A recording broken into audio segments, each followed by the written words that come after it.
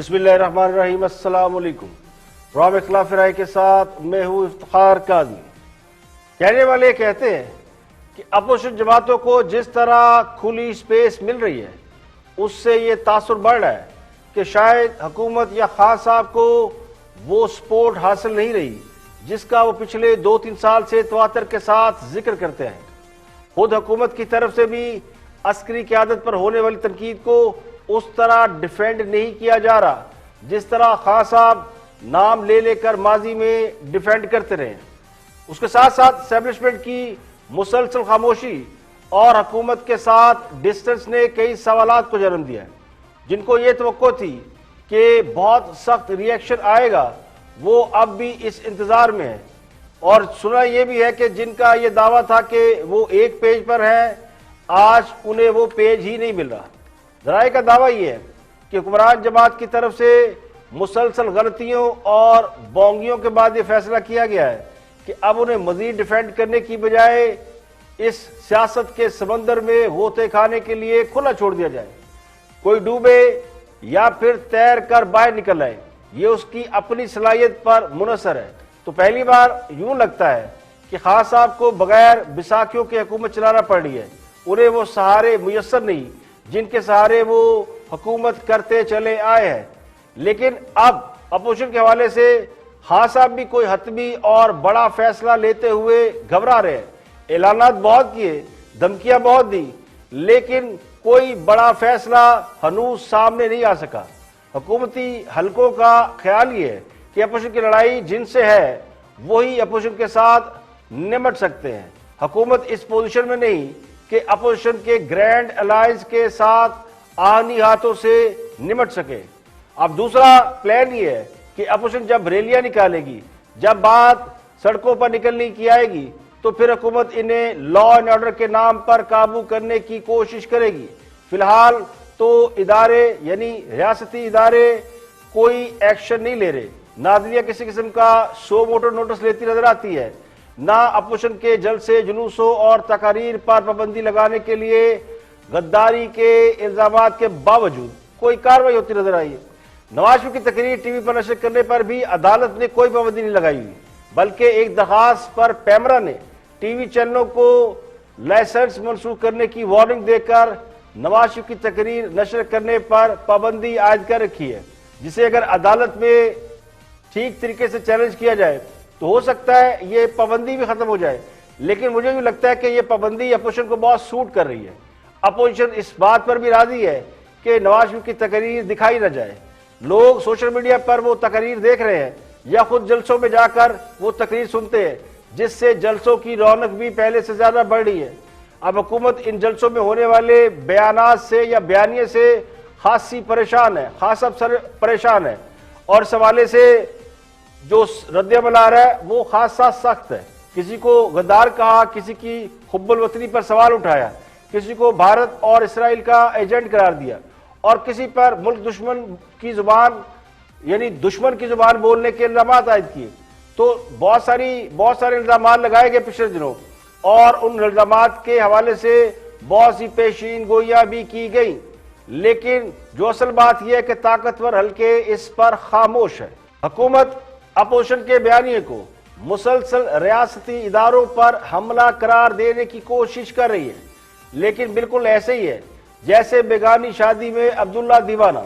रियासती इदारे अपनी प्रोफेशनल ड्यूटी में मसरूफ नजर आते हैं। चंद माह पीछे चले जाए, यानी 2-3 साल पहले देखे सूरत हाल को, तो इस किस्म के इल्जामात का बाकायदा एक मुनासिब फोरम से जवाब भी आता था।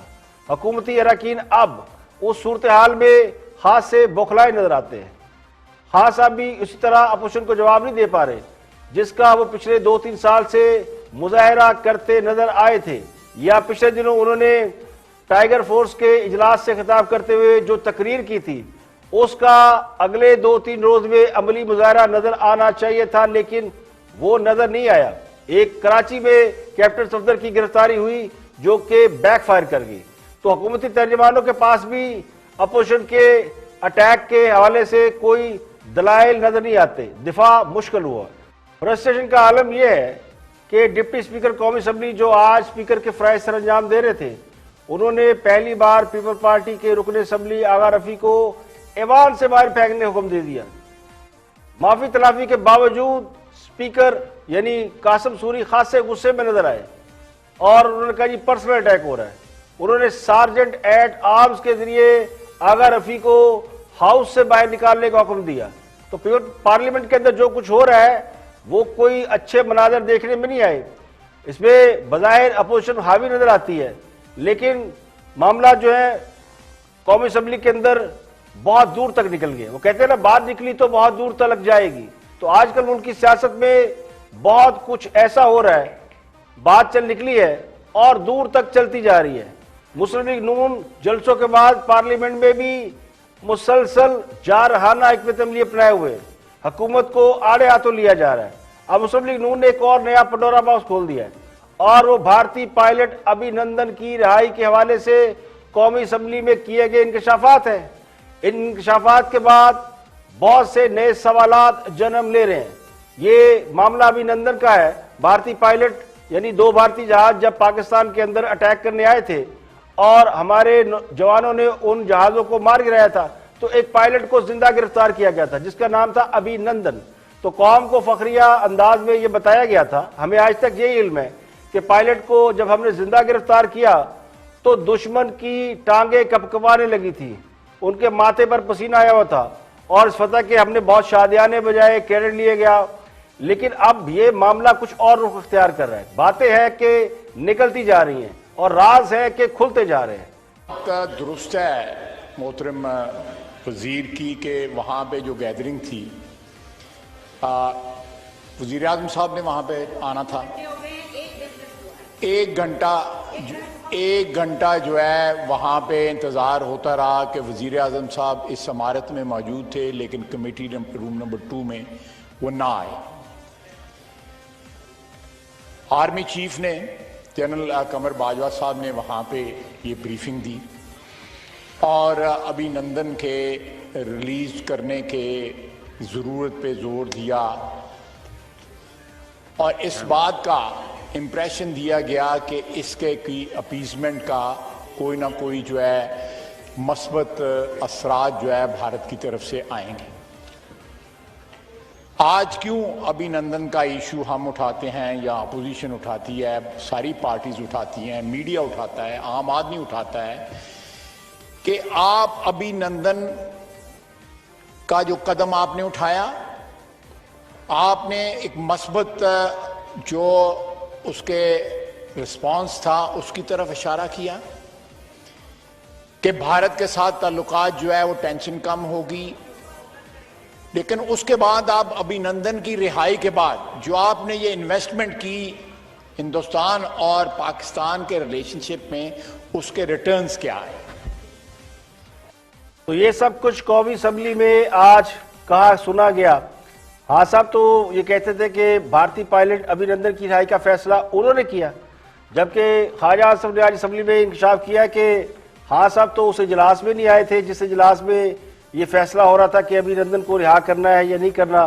उस इजलास में और भी हम शख्सियात शामिल थे जिसका नाम ख्वाजा साहब ले रहे हैं और ये भी वजह बता दी गई कि अभिनंदन को रिहा करने के लिए जो वजूहात बताई गई थी उनमें सबसे बड़ी वजह ये थी कि हम इंडिया के साथ ताल्लुकात बेहतर करना चाहते थे और ये समझते थे कि अगर उनका पायलट हमने रिहा कर दिया तो वो जो टेंशन है, वो जो कशीदगी है, वो बड़ी हद तक कम हो जाएगी। लेकिन उसको छोड़ने के बावजूद इंडिया के साथ हमारे मामला ठीक क्यों नहीं हुए, इस पर एक क्वेश्चन मार्क तो जरूर है। तो असम्बली में आज अभिनंदन के ऊपर भी बात हो गई। बज़ाहिर ये एक ऐसा मामला है जिसको ये कहा जा सकता है कि एक नेशनल सीक्रेट है या ये कौमी राज है। अगर ये बात बताना होती तो उससे पहले मंजर आम पर आ चुकी होती। लेकिन न सिर्फ ख्वाजा आसिफ ने ये बात की, बल्कि ये बात आज बल्कि साबिक स्पीकर असम्बली अयाज सादिक, उन्होंने भी ये बात कर दी। उन्होंने क्या कहा वो देखते हैं। कुरैशी साहब उस मीटिंग में थे जिसमें प्राइम मिनिस्टर साहब ने आने से इनकार कर दिया और पैर कांप रहे थे, पसीने माथे पे थे और हमसे शाह महमूद साहब ने कहा फॉरेन मिनिस्टर साहब ने कि खुदा का वास्ता है अब इसको वापस जाने दें, चूंकि 9 बजे रात को हिंदुस्तान पाकिस्तान पे अटैक कर रहा है। वो कोई हिंदुस्तान ने अटैक नहीं करना था, कुछ नहीं होना था, सिर्फ घुटने टेक के अभिनंदन को वापस भेजना था। वरना यही होगा कि बड़ी बड़ी बातें और बड़ा पाव खाते। इससे पहले भी जो क्लेम किए थे और जितने क्रेडिट हुकूमत ले चुकी है, वो क्रेडिट अब एक एक, यानी जो राज है वो एक एक करके खुलते जा रहे हैं। तो बात बहुत वो कहते हैं ना चल निकली है और पता नहीं कहाँ जाकर रुकेगी। लेकिन लगता यूँ है कि वो एक पेज वाला मामला है, वो शायद इन वजूहात की वजह से, इन इंकशाफात की वजह से लग यूँ रहा है, महसूस ही हो रहा है, तासर ये आ रहा है कि वो एक पेज जो है वो एक पेज अब नज़र नहीं आता। तो वो ये जो लाइबिलिटी या जितने क्रेडिट लिए गए थे, अब या तो हुकूमत को इन्हें खुद डिफेंड करना पड़ेगा या फिर बताना पड़ेगा कि कहाँ कहाँ क्या गलत बयानी हुई है। और सबसे पहले बात करते हैं मुल्क में जारी महंगाई की लहर की। महंगाई रोज़ बरोज़ बढ़ती जा रही है। खास साहब ने बहुत से ऐलान किए हुए महंगाई कम करने के, लेकिन उसके असरात हनूज आवाम तक नहीं पहुँचे। और पिछले 2-2.25 साल में महंगाई के नाम पर इस मुल्क में क्या हुआ, उसकी एक डिटेल रिपोर्ट शाहज़ेब खानज़ादा ने अपने प्रोग्राम में शेयर की। देखते हैं कि क्या कहते हैं शाहज़ेब खानज़ादा। हम भी रिबेट देते, उसके बाद उन्होंने कहा जी हमारे पास तो चीनी पड़ी हुई है तो हम तो फिर किसानों का गन्ना नहीं लेंगे। तो एकदम हम नहीं हमारी गवर्नमेंट आई थी तो इसका मतलब किसान सड़कों पे होगा और वो बेचारा गरीब किसान बेचारा उसका गन्ना नहीं बिकेगा। सारा साल उसने मेहनत की है तो हमें मजबूरी, हमने सोचा किसानों का सोच के हमने रिबेट दे दी। इधर रिबेट दे रहे हैं हम, यानी एक्सपोर्ट करने के लिए, उधर चीनी की कीमतें ऊपर जानी शुरू हो गई। इंक्वायरी तो इसलिए हुई। वज़ीर-ए-आज़म ने तस्लीम किया कि शुगर मिलर्स ने दबाव डालकर सब्सिडी ली। वज़ीर-ए-आज़म की शुगर कमेटी ने तस्लीम किया कि जिनका तहरीक इंसाफ की हुकूमत पर सियासी असर रसूख था, उन्होंने वो सियासी असर रसूख इस्तेमाल करके तहरीक इंसाफ की हुकूमत से सब्सिडी ली। तहरीक इंसाफ के रहनुमा पंजाब हुकूमत से सब्सिडी भी ले गए। मार्केट में चीनी की कीमत भी 100 रुपए से ऊपर ले गए, मगर हुकूमत ने कुछ नहीं किया। हालांकि उनकी अपनी शुगर कमेटी की रिपोर्ट के मुताबिक मुल्क में चीनी की पैदावार और सब्सिडी का सबसे बड़ा हिस्सा तहरीक इंसाफ के रहनुमाओं के पास है, यानी सिर्फ गंदम और चीनी में।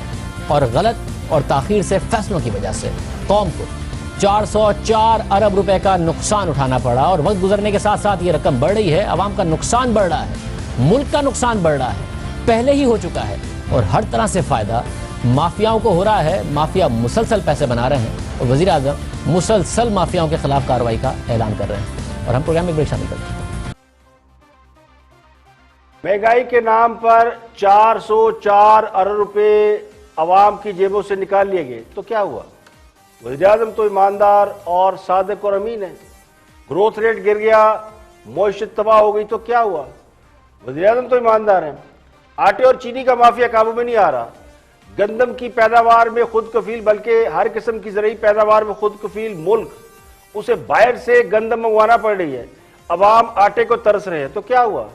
वज़ीर-ए-आज़म तो ईमानदार है, बल्कि सिर्फ ईमानदार नहीं, हैंडसम भी है। अवाम का क्या है? अवाम की जेबों पर तो डाका पहले भी पड़ता रहा है, अब भी पड़ रहा है।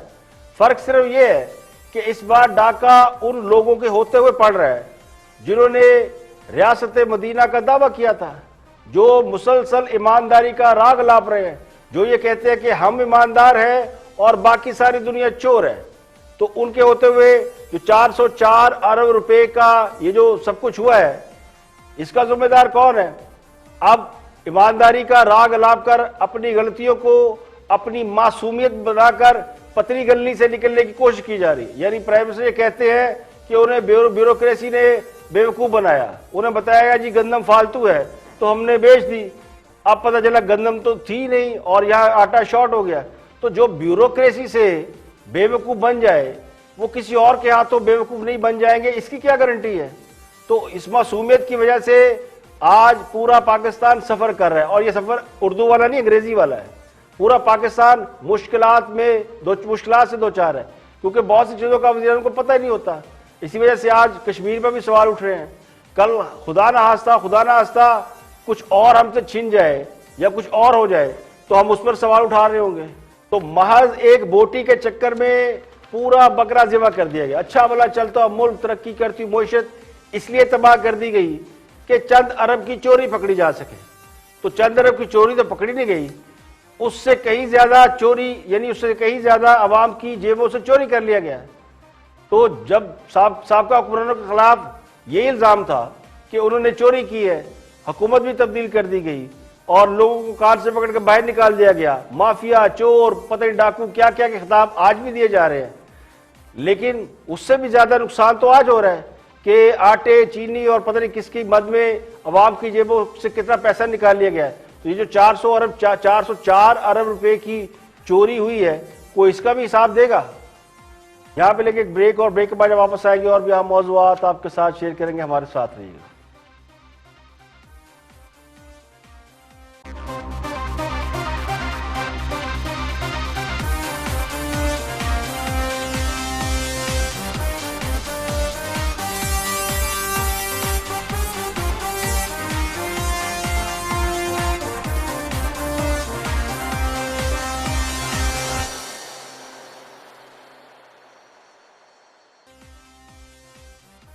Welcome back. आप देख रहे हैं प्रोग्राम इख्तिलाफ राय और मैं इफ्तिखार काज़मी। ब्रेक के बाद हाजिर खिदमत है।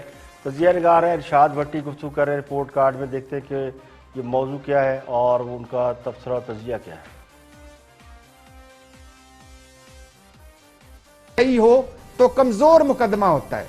ये आप अपनी अपनी सियासत में देख लें, मियां मोहम्मद नवाज शरीफ साहब, जरदारी साहब, बाकी सारे कैसे मजबूत मुद्दई हैं और कैसा उनका मजबूत मुकदमा है। और गरीब जो थाने कचहरियों में रुल रहे हैं, कभी कोई बात हुई है? तो यही ऊपर है अमेरिका और बरतानिया और यूरोप और फिर इसी तरह हम गरीब पाकिस्तान। और ये तो हम कमजोर मुद्दई हैं, भूखे नंगे हैं, मकरूज हैं, हमारी कोई हैसियत नहीं है। दो ऑप्शन है मैडम शेख। एक ऑप्शन है हमला कर दे मकबूजा वादी पर, लड़कर हासिल कर लें ये मसला हल करवा लें। दूसरा ऑप्शन है कि सफारती मुकदमा लड़ें और मुकदमा लड़ें जो अपनी हैसियत और औकात के मुताबिक है, उनकी आवाज़ बुलंद करते रहें, क्योंकि वो हमारे लोग हैं, हमारे भाई हैं, हमारे आज़ाद कश्मीर के साथ उनका है। हर सतह और हर फोरम पर लड़ें और मिलकर लड़ें, और इस पर कोई सियासत ना हो और इस पर कोई हमारी लड़ाई ना हो, इस पर कोई जिद ना हो, अना ना हो। ये सारों का एक दूसरे को कश्मीर का गद्दार करार ना दें, एक दूसरे के साथ मिलकर कश्मीर का मुकदमा लड़ें। तो अल्लाह बेहतर करने वाला है, अल्लाह फजल करने वाला है, अल्लाह उनकी मुश्किलें आसान करे। पहले चोर और डाकू और करप्ट और माफिया कह के लड़ा दिया गया, अब कहा यह जा रहा है कि कश्मीर का मुकदमा लड़ने के लिए सब इकट्ठे हो जाए। तो सवाल ये है कि जब कश्मीर का मुकदमा लड़ने के लिए सियासतदानों को एक होने का मशवरा दिया जा रहा है और कोई तफरीक नहीं की जा रही कौन चोर है कौन डाकू है, तो फिर इस मुल्क के अहम मसाइल के लिए सियासतदान क्यों एक नहीं हो सकते? सियासत इस मुल्क का सबसे बड़ा मसला है। मुल्क मसाइल की दलदल बनता जा रहा है। ना सिर्फ कौमी सतह की लीडरशिप आपस में गुत्थम गुत्था है, बल्कि इदारे भी अब उसके असरात से बाहर नजर नहीं आते। तो अगर हम सब कश्मीर के लिए एक हो सकते हैं और कश्मीर पर बात करने से किसी पर गद्दारी के लेबल नहीं लगते, तो फिर बाकी मामलात पर हम क्यों एक नहीं हो सकते? तो शर्म आती है उन सो कॉल्ड दानिश्वरों पर जो कौम को मुल्की मामलात पर तो एक होता देख नहीं सकते। सुबह शाम एक दूसरे के कपड़े उतारे जाते हैं। हुकूमत अपोजिशन से हाथ मिलाना पसंद नहीं करती। तजिया निगार पार्टियां बने हुए हैं और रोजाना बैठ के चोर चोर, माफिया फड़ लो, जान ना देना, एनआरओ ना देना, ये सब नारे लगा रहे हैं। तो जिन पे आप ये सब कुछ कर रहे हैं उन पे गद्दारों को भी फतवे लगा रहे हैं। अब उनसे ये तवक्को करना कि वो आपका साथ दे, तो सवाल ये भी है कि जो आइन की बात करे, जो सिविल बालादस्ती की बात करे, उन्हें तो चोर डाकू गद्दार के खिताबात दिए जाए और फिर चोरों डाकुओं को कहा जाए कि आए इस मसले पे हम आवाज हो जाए। तो ये मशवरे कहाँ स्टैंड करते हैं? कौमी सतह के इशू मेरी जाती राय के मुताबिक जितने नेशनल और इंटरनेशनल इशू हैं उन सब पर हमको हम आवाज होना चाहिए। लेकिन इसके लिए जरूरी तो ये है कि हुकूमत और अपोजिशन एक पेज पे आए। मुल्क तब चलता है जब हुकूमत और अपोजिशन या कौमी सतह की जो पॉलिटिकल क़यादत है, सियासी क़यादत, वो एक पेज पे आती है तो मुल्क चलता है। ये नहीं होना चाहिए कि सियासी मुखालफत की वजह से तो आप उन्हें गद्दारी के ताने दें, दुश्मन की जुबान बोलने वाला कहें, और जब अपने सर पे आफत आन पड़े तो फिर आप उनसे तवक्को करें कि वो हुकूमत के साथ खड़े हो जाए। ये बड़ा मुश्किल काम है। आगे बढ़ते हैं और वज़ीर-ए-आज़म के तर्जुमान है सदाकत अली अब्बासी, MNA भी है और इकोनॉमिस्ट भी हैं।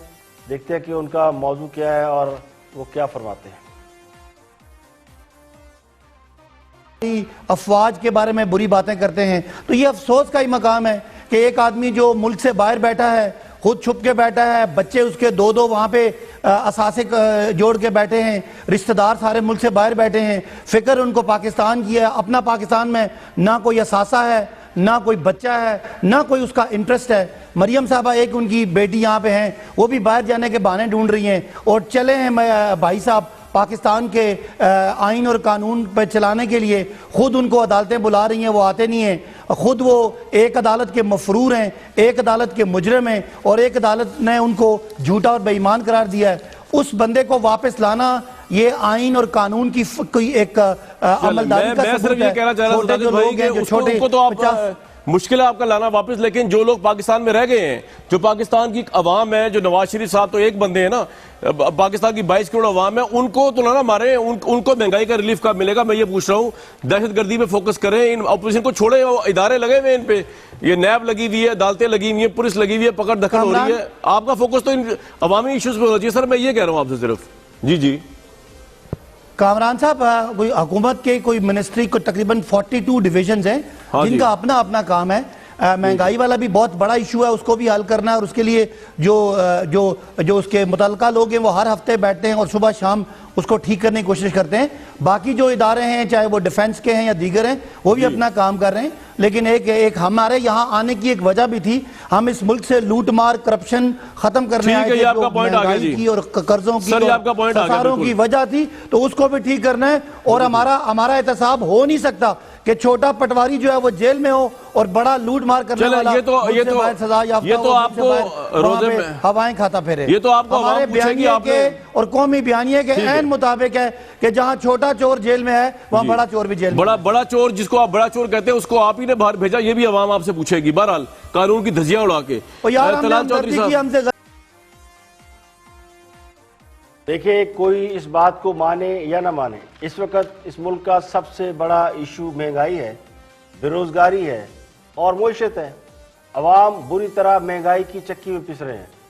लेकिन जब हुक्मरान जमात से पूछा जाए, सवाल किया जाए कि लोगों को भूख से निजात दिलाएं, खाने पीने की चीज़ें सस्ती करें, अद्वियात सस्ती करें और महंगाई कम करें, तो जवाब ये आता है कि हम तो आए ही लूट मार और करप्शन पर काबू पा रहे हैं।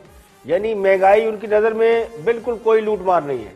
अद्वियात की कीमतों में 405% इजाफा, ये बिल्कुल कोई लूट मार नहीं है। बड़े बड़े माफिया जो लूट मार कर रहे हैं वो करते रहे। यानी हमने तो सिर्फ नवाज शरीफ को पकड़ना है, तो एक ही मकसद के लिए अगर खास हुकूमत में आए सिर्फ नवाज शरीफ को पकड़ने के लिए, तो वो शाहदरा थाने के SHO को कह देते, वो नवाज शरीफ को पकड़ लेते। उसके लिए पूरी हुकूमत बदलने की क्या जरूरत थी? तो तहरीक इंसाफ के इक़्तिदार में आने का सिर्फ एक ही मकसद नवाज शरीफ को पकड़ना है, यानी और किसी काम से कोई सरोकार नहीं है। अब नवाज शरीफ को वापस लाने के लिए बड़े बड़े दावे किए जा रहे हैं। जब भेजा था तो उस वक्त भी बड़े बड़े दावे कर रहे थे, इंसानी हमदर्दी और पता नहीं क्या क्या क्रेडिट लिए जा रहे थे। और सबसे अहम ये कि आज जो शख्स बेरोजगार हो चुका है, जिसके घर का चूल्हा बुझ चुका है, उसे सियासत से कोई दिलचस्पी है? उसे तो सिर्फ इस बात से दिलचस्पी है कि सरकार उसके लिए क्या कर रही है, उसे कितना रिलीफ दे रही है, उसकी मुश्किलात को कैसे एड्रेस कर रही है। किसी के आने या जाने से आम आदमी का क्या लेना देना? क्या नवाज शरीफ को वापस लाने से गुर्बत खत्म हो जाएगी? अगर नवाज शरीफ को वापस लाने से गुर्बत खत्म हो सकती है, करप्शन खत्म हो सकती है, तो फिर सारा पाकिस्तान मिलकर जोर लगाता है, उन्हें वापस ले आता है। लेकिन जब वो यहाँ जेल में थे, उनको कई महीने जेल में भी रखा गया, तो क्या उस वक्त महंगाई नहीं? उस वक्त तो महंगाई 14% पे चली गई थी और करप्शन उसका तो अल्लाह ही हाफ़िज़ है। एडिटर जनरल पाकिस्तान की भी एक रिपोर्ट आ गई है, अंग्रेजी अखबार में छपी, अगर लोग वो पढ़ लें तो शायद वो जो बाकी की जो होश है वो भी ठिकाने आ जाए। यहाँ पर एक ब्रेक, और ब्रेक के बाद जब वापस आएंगे तो और भी हम मौज़ूआत आपके साथ शेयर करेंगे। हमारे साथ रहिएगा।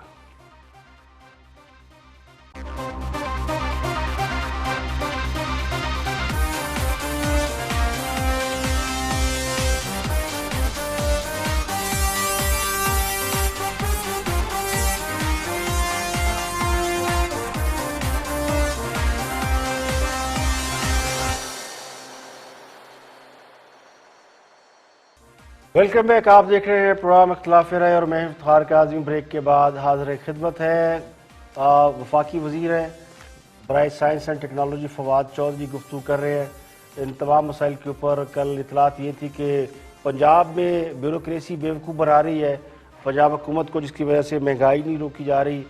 कबीना के इजलास में क्या क्या हुआ उस पर बात हो रही है, देखते हैं कि क्या फरमाते हैं फवाद चौधरी। आने लगे महंगाई के हवाले से क्या आपका सेंस है आज की मीटिंग के बाद? कमल साहब, पहली बात तो ये है कि जिस तरह से आपने अपने इब्तदाइये में कहा कि ब्यूरोक्रेसी पे डालने की कोशिश की, ये वो एक सेगमेंट है, एक हिस्सा है मामले का। मामले का दूसरा हिस्सा जो है वो है 18वीं तरमीम के बाद जिस तरीके से सूबों में और वफाक में एक कोऑर्डिनेशन का एक फुकदान है, हमारा जो फ्रेमवर्क है, कानूनी फ्रेमवर्क है, उसमें मिसाल के तौर के ऊपर अगर आप गंदम की महंगाई लें तो आप जरा 2019 का डाटा उठा के देखेंगे तो आपको एहसास होगा कि सिंध हुकूमत ने एक दाना भी गंदम का नहीं खरीदा। और उसके बाद जब रिलीज की बारी आई, सिंध हुकूमत को कहा गया, पंजाब हुकूमत को कहा गया कि गंदम महंगी हो रही है, आप रिलीज करें। पंजाब हुकूमत ने गंदम रिलीज कर दी, सिंध हुकूमत ने गंदम रिलीज नहीं की। उसके बाद कराची में गंदम की कीमत जो है वो ऊपर चली गई और पंजाब से जो गंदम रिलीज हो रही थी वो भी सिंध जाना शुरू हो गई।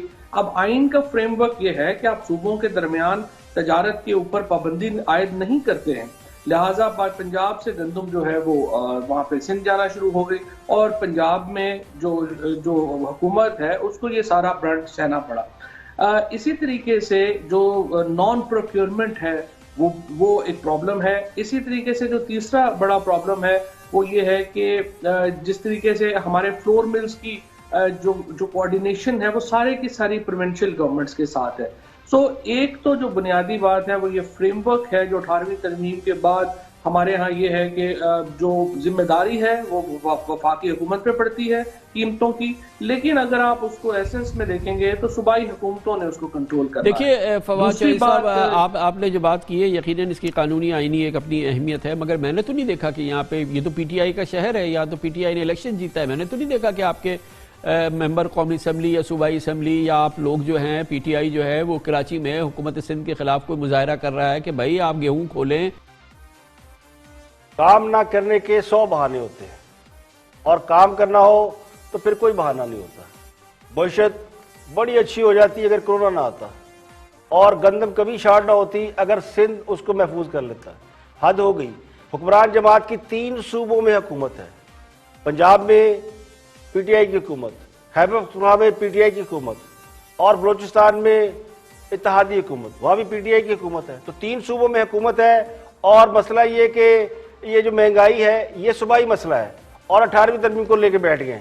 18वीं तरमीम इसलिए छेड़ी जाती है कि पीपल पार्टी को कहीं क्रेडिट न चला जाए और ये मलबा पीपल पार्टी पर डाला जाए। हर मसले के पीछे जब वो हल नहीं होता तो 18वीं तरमीम लेके खड़े हो जाते हैं। जी 18वीं तरमीम की वजह से सूबाई खुद मुख्तारी है तो कुछ कर नहीं सकते। भाई सूबाई खुद मुख्तारी है तो 3 सूबों में तो आपकी हुकूमत है। तो वफाकी कबीना के इजलास में अगर बात ही सिर्फ नवाज शरीफ पे होगी, अपोजिशन के साथ कैसे निपटना है इस पर बात होगी, तो फिर महंगाई पे बात कौन करेगा, महंगाई का जायजा कौन लेगा।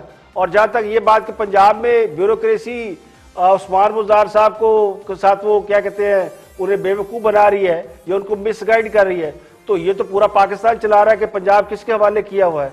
तो पंजाब में तो पहले ही गवर्नर्स के ऊपर बहुत बड़ा सवाल है और फिर कोई आ जाते हैं नया बहाना लेके कि जी महंगाई से जल्द जान छुड़ा देंगे। यानी प्राइम मिनिस्टर कह रहे हैं कि अगले चंद दिनों में महंगाई से जान छुड़ा लेंगे, लेकिन वज़रा अब ये मौक़िफ़ लेकर आ गए हैं कि महंगाई इसलिए हो रही है कि सूबाई खुद मुख्तारी इसमें कहाँ से आ गई। ये इक़दाम तो फेडरल गवर्नमेंट में करना होते हैं और अगर चले फेडरल गवर्नमेंट में नहीं करना होते तो सिंध में बहुत महंगाई होनी चाहिए, पंजाब खैबर पख्तूनख्वा बलूचिस्तान में तो चीज़ें सस्ती होनी चाहिए, लेकिन असल महंगाई तो इन तीनों सूबों में हो रही है। इन तीनों सूबों में जहाँ उनकी अपनी हुकूमत है वहाँ पे लोग चिल्ला रहे हैं कि महंगाई है इसको कम किया जाए। तो ये सिर्फ जो है वो कहते हैं ना बहाने हैं और इसका मलबा, महंगाई का मलबा जो है वो अवाम पर डालने की कोशिश की जा रही है, बल्कि सिंध पर डालने की कोशिश की जा रही है। और फ्रांस में गुस्ताखाना खाकों की इशाअत के खिलाफ पूरी मुस्लिम दुनिया में शदीद रद्द अमल का सिलसिला जारी है। पाकिस्तान में भी मुस्लिम उम्मा इसके खिलाफ मुजाहरे कर रही है। बांग्लादेश, पाकिस्तान और दीगर मुस्लिम मालिक में इसके खिलाफ शदीद रद्द अमल है। फ्रांसीसी मसनूआत का बाइकाट भी किया जा रहा है। आज पाकिस्तान के मुख्तलिफ शहरों में एहतजाजी मुजाहरे किए गए। रावलपिंडी में 2 बड़ी रैलियां निकाली गई जो राजा बाजार से सैटेलाइट टाउन्स और राजा बाजार और सैटेलाइट टाउन से फैजाबाद तक, ये 2 बड़ी रैलियां जिसमें हज़ारों अफराद ने शिरकत की और मुजाहिरीन ने वज़ीर-ए-आज़म इमरान खान से फ्रांसीसी मसनूआत का सरकारी तौर पर बाइकाट करने का मुतालबा किया और फ्रांसीसी सफ़ीर को नापसंदीदा शख्सियत करार देकर मुल्क से बाहर निकालने का भी मुतालबा किया। इसके अलावा फ्रांसीसी सदर का पुतला भी जलाया गया और दादू में भी फ्रांसीसी सदर का पुतला जलाया गया। तो मुल्क भर में सीरीज पे रिएक्शन आ रहा है। कराची में जमात इस्लामी ने रैली निकाली और 3 तलवार पर फ्रांसीसी हुकूमत के खिलाफ एहतजाजी मुजाहरा किया। इसके अलावा वकला बरादरी भी इस पे बाहर निकली और अहमद जना रोड पर वकला ने एहतजाजी रैली निकाली और धरना दिया।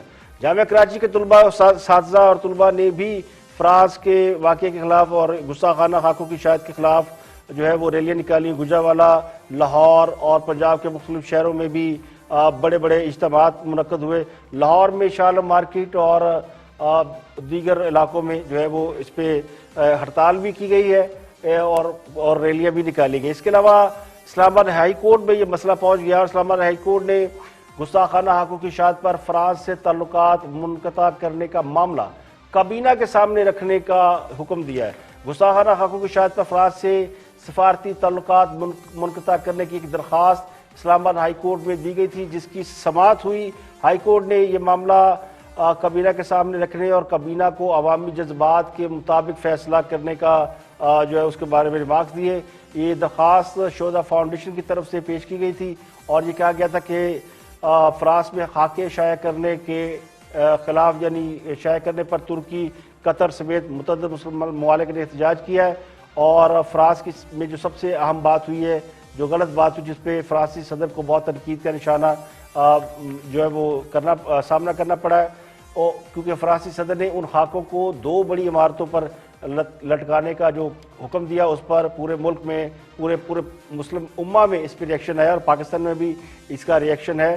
तो जस्टिस मोहसिन अख्तर कियानी ने इस्लामाबाद हाई कोर्ट के जो जज है उन्होंने ये कहा कि पाकिस्तान की हुकूमत ने फ्रांसीसी सफीर को दफ्तर खारजा भी बुलाया है, नेशनल असम्बली से भी करारदाद पास हुई है और पार्लियामेंट से करारदाद का आना भी अवाम की तर्जमानी है, लेकिन फ्रांस के साथ ताल्लुकात के हवाले से इसका फैसला काबीना कर सकती है, इसके अलावा कोई और इसका फैसला नहीं कर सकता। और मुल्क भर में कोरोना की दूसरी लहर आने की इतलात है। वज़ीर-ए-आज़म के मामले खुसूसी डॉक्टर फैसल सुल्तान की जानिब से ये अलर्ट जारी किया गया कि कोरोना वायरस की दूसरी खतरनाक लहर आ चुकी है। NCOC का आज इजलास हुआ जिसमें यह फैसला किया गया कि आइंदा से मुल्क भर के तमाम पार्क्स को 6 बजे यानी पार्कों को 6 बजे बंद कर दिया जाए, जबकि दुकानों के लिए 10 बजे का टाइम मुख्तस कर दिया गया और आवाम के लिए मास्क पहनना लाजमी करार दिया है। कोरोना वायरस के केसेस में इजाफे के पेश नज़र घरों से बाहर निकलने वाले तमाम शहरियों को अब फिर से दोबारा मास्क पहनना शुरू होगा। कराची समेत तकरीबन 11 शहरों में कोरोना वायरस फैलने की इतलात मौजूद हैं और कोरोना SOPs पर अमल दरामद के लिए दोबारा NCOC ने हदायत जारी की है। अवामी मकामात, इज्तिमात, सरकारी और निजी शोबा के दफातर में भी फेस मास्क लाजमी करार दे दिया है। इसके अलावा बाजारों, शॉपिंग मॉल, पब्लिक ट्रांसपोर्ट और रेस्टोरेंट में भी फेस मास्क का इस्तेमाल करना जरूरी होगा। NCOC के मुताबिक कोरोना वबा का 80% फैलाव मुल्क के 11 बड़े शहरों में है, जिनमें कराची, कोयटा, लाहौर, रावलपिंडी, मुल्तान, पेशावर, इस्लामाबाद, हैदराबाद, मीरपुर, गिलगित और मुजफ्फराबाद शामिल है। NCOC के मुताबिक इस वक्त मुल्क भर में 4374 स्मार्ट लॉकडाउन ऑलरेडी चल रहे हैं और मुल्क भर में 30,610 अफराद स्मार्ट लॉकडाउन के अंदर हैं। अब तक पाकिस्तान में कोरोना वायरस से मरने वालों की जो तादाद है वो 6,759 हो चुकी है और पिछले 24 घंटों में बताया जाता है कि 9 अफराद कोरोना वायरस की वजह से अपनी जान से हाथ धो बैठे हैं। तो पाकिस्तान में एक बार फिर कोरोना की फैलने की इतलात है और आवाम से ये अपील है और मेरा ख्याल इस पे लोगों को गौर करना चाहिए। कोरोना वायरस के बढ़ते हुए असरात की वजह से अब फिर से अपने आप को यानी महफूज करें, मास्क पहनें और सैनिटाइज भी करें, अपने हाथ और वो साफ करें जिस तरह पहले हमने कोरोना से मुकाबला किया। तो ये दूसरी लहर है और ये NCOC यानी national command and control centre की जानिब से अगर अलर्ट जारी हुआ है तो इसको सीरियस लेना ज़रूरी है। आज के लिए इतना ही, कल फिर हाजिर होंगे मजीद खबरों, तबसरों, तस्वीरों के साथ। प्रोग्राम इख्तिलाफ राय से इफ्तिखार काज़मी को इजाज़त दें। अपना बहुत बहुत ख्याल रखिएगा।